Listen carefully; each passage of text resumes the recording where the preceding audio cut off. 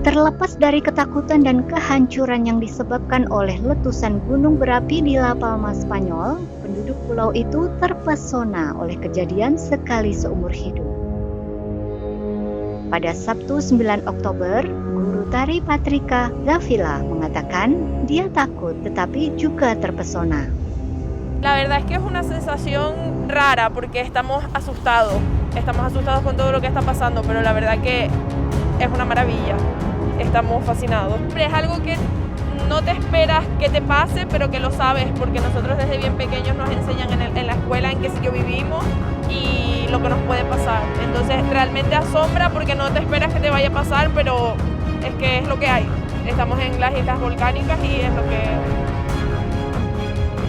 Sementara fotografer Jessica Ferreira menggambarkan letusan itu begitu megah, terlepas dari kerusakan yang ditimbulkannya. No sabría ni cómo describirlo porque es que es algo majestuoso.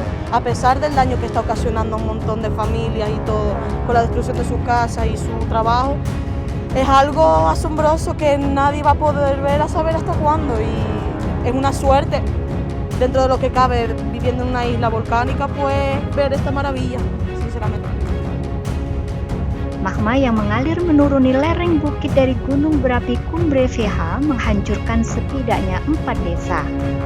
Beberapa dari 1.150 bangunan dan tanah di sekitarnya hancur sejak gunung berapi itu mulai meletus pada 19 September lalu.